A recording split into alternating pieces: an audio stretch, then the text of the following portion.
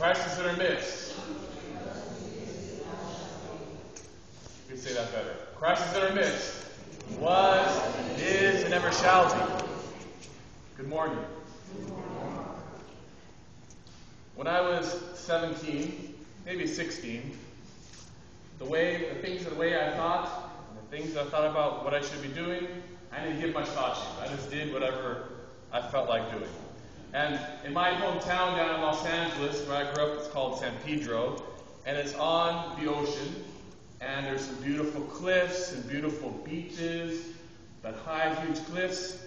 And part of that town actually started to fall into the ocean.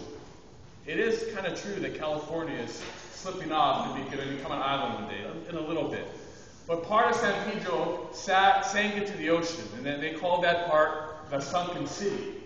And when I was a kid, you could go there, and you could actually see a whole neighborhood that had been abandoned since 1940.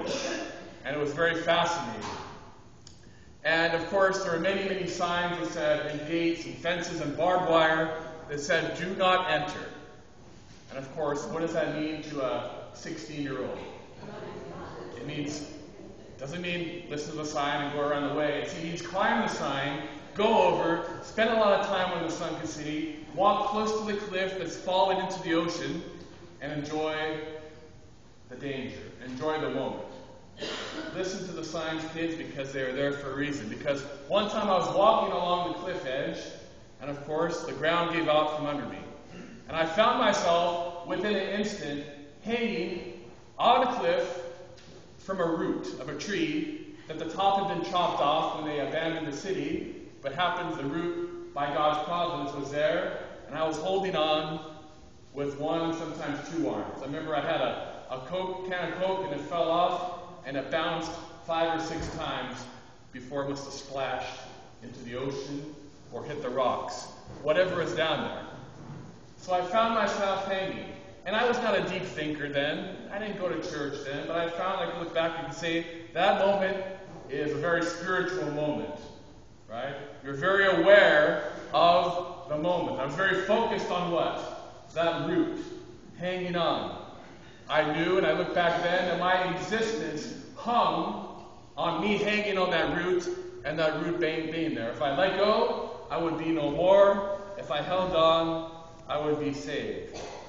Now, I'm a Christian now. And I'm older now. Hopefully, I'm wiser. Sometimes I'm foolish. And I apply that to my spiritual life.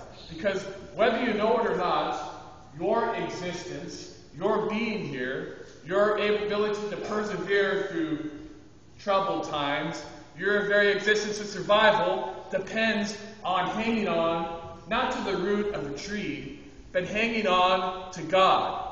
And hanging on to His commandments, and hanging on to His scriptures, and hanging on to His church, and hanging on to His sacraments, because your existence depends on that. Now, we ask why we're here. We are here because we are hanging on to God.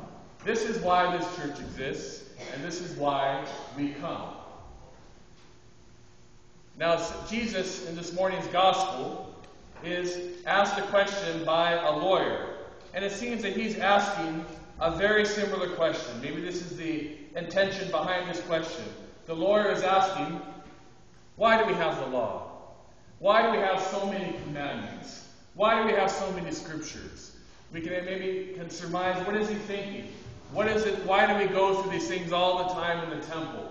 Why do we have all these rules of the things I can do and the things I can't do? Maybe he's missed the purpose, or he needed to learn the purpose. So this lawyer says to Jesus, asks him a question. Teacher, what is the greatest commandment in the law?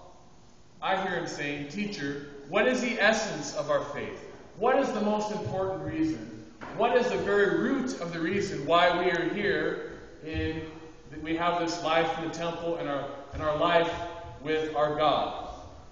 So he says, Teacher, what is the greatest commandment in the law? And it says, Jesus answered him, You shall love the Lord, your God. Say it after me. With all your heart, and with all your soul, and with all your mind.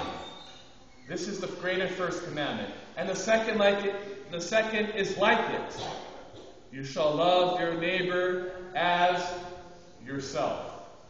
And then he says after this, on these two commandments depend all the law and the prophets.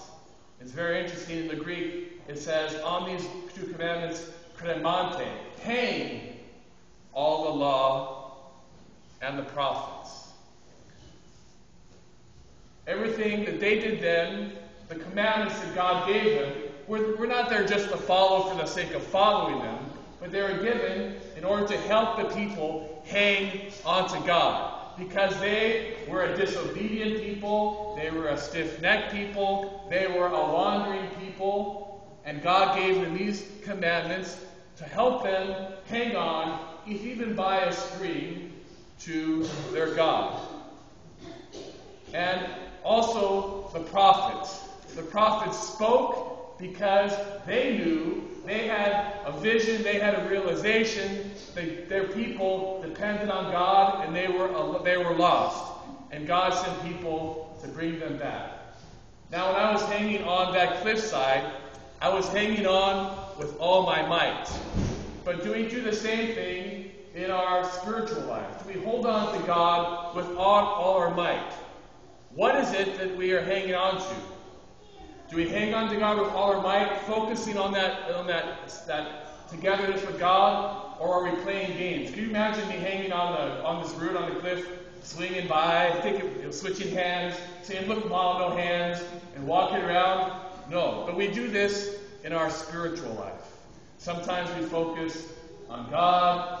Sometimes we focus on the world. Sometimes we look to the scriptures for our answers.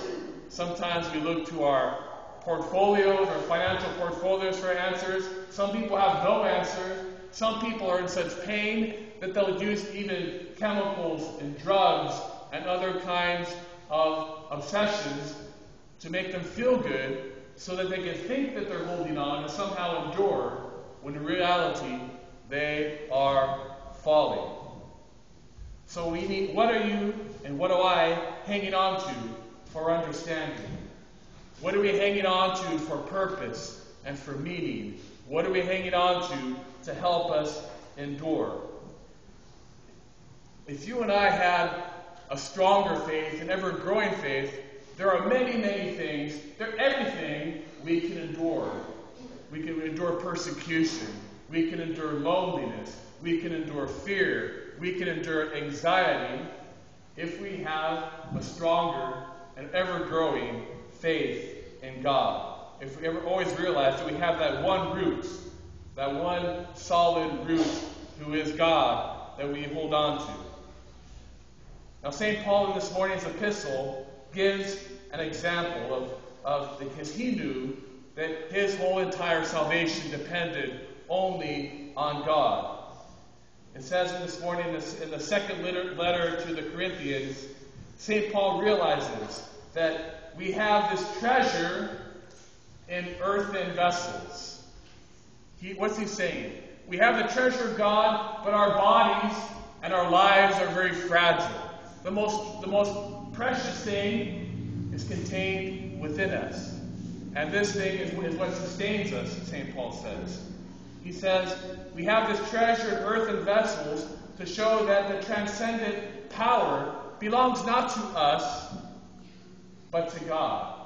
Our ability to endure, our ability to persevere and to succeed belongs to God. St. Paul says that this power allows him, and apostles like him, and all Christians to endure very great, even very, very great afflictions. He says, we are afflicted in every way, but not crushed. We are perplexed, but not driven to despair. We are persecuted, but not forsaken. We are struck down, but not destroyed.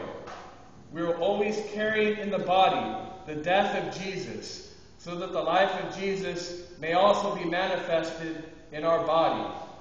For while we live, we are always being given up to death for Jesus' sake, so that the life of Jesus may be manifested in our mortal flesh. so that death is at work in us, so that life can be in you. St. Paul's saying that if we give over our faith to God, if we completely trust in Him, then He will enable us to endure. If we realize our limitations, our weakness, our fragility, and we take that knowledge and turn it to God for help and say, Lord, have mercy, God will show us life, and we will feel the most alive. If we depend on our own power, if we depend on our own understanding, do you understand how limited our knowledge is? We will never understand everything. God understands everything. And there are things we will not understand. Pain, suffering, death. Those things we'll never be able to figure out. And we have to give over to God and just trust in His will, trust in His plan, and trust in His understanding.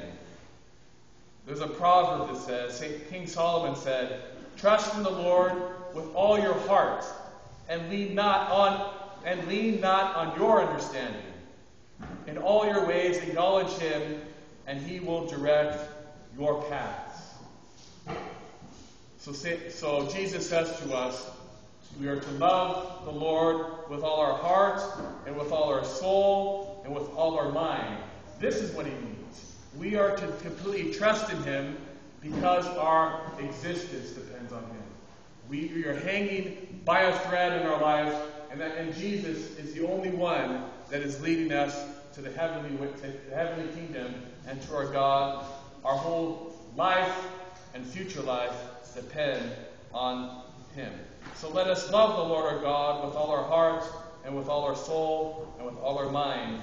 And may we not waver in our focus, and may we not waver in our loyalty, and may we not waver in our obedience to the one who gives us life. Amen.